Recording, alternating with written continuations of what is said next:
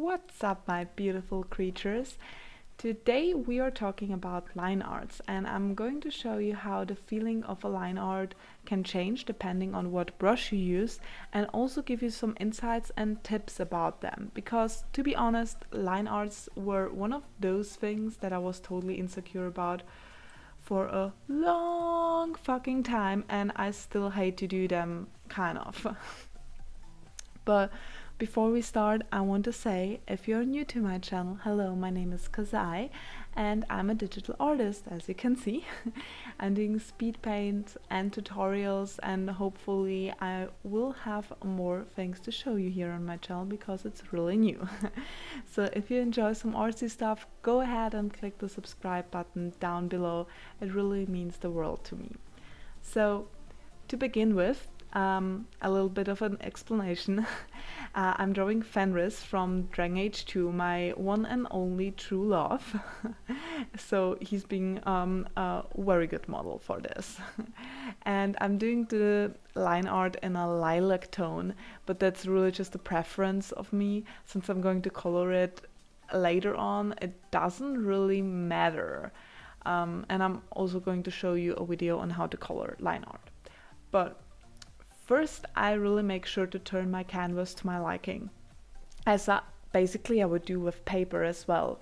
Like I never could just stay still with the paper. I don't move it around, so I'm usually doing that with the normal canvas as well, because it just, your hand movements are trained to do certain things, so certain lines at certain angles just don't work for me, so I have to turn the canvas around.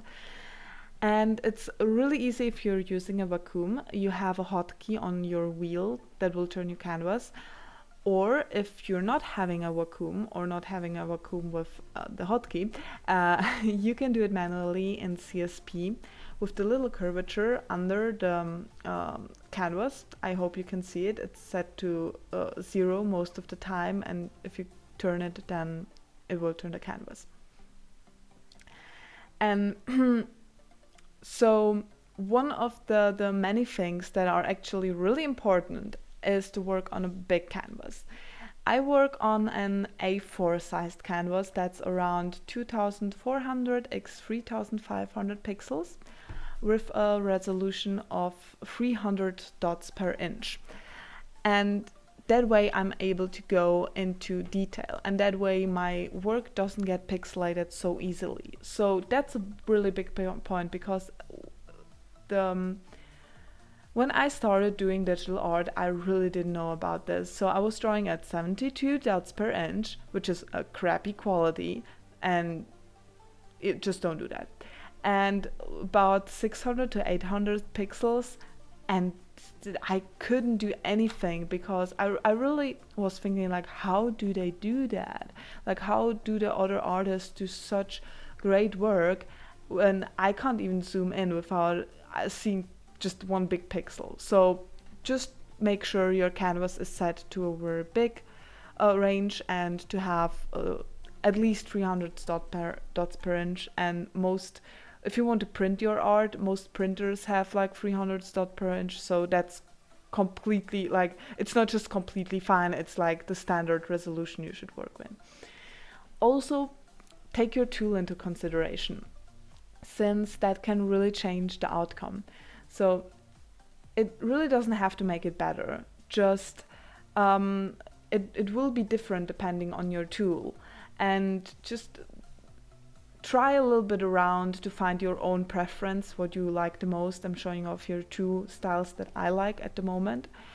But I would say if you're really starting out, the preset brushes are just fine. I mean, I'm working with the preset brushes all the time, and I can't really complain. As I said, I'm using the preset brushes also in my video. I'm using the darker pencil and then the rough pencil, and that was it. Both are set to 10 pixels and a stabilizer set to 10. You can go really batshit crazy on the stabilizer. I think it goes to 20 or 30, I guess. But I will really say you don't do that, because that way you're just it stabilizes a lot, but you're also losing a lot of yourself in the process. But that was my experience. Maybe different people have different experiences, but whatever. Um, I use it on 10, so the lines I do don't get shaky when I try to do straight lines, as in, for example, the hair. And also, since the canvas is so big, you don't really see mistakes and imperfections in the line art. And since this design is going to be a sticker, I don't really care about line weight in this piece of art. So, and honestly, this topic is on another whole video which I'm going to make, but I'm not going to talk about it now. And as you can see, now I'm doing the sketchy line art with just quick and short strokes. That way it looks like kind of straight off a sketchbook, and I really adore that look.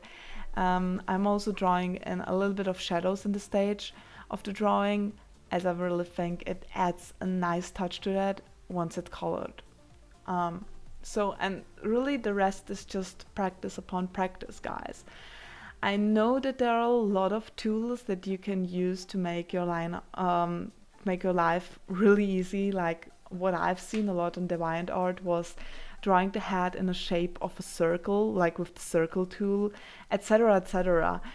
At the end of the day, art takes time, and if you are not going to be, and really you're not going to be satisfied with your outcome the first, the second, or the third time, but maybe the 100th time, you make really something that you can look at and smile, and that can only be obtained through practice and practice and practice.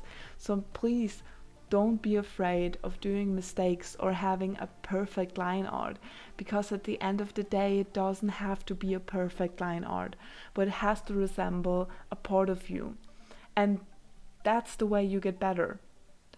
It's not really about the pencil or the program, but it's really about your skill level and trying to be better with every step you take, every piece of art you make. You're going to get a little bit better, and you're going to get a little hand for line arting digitally.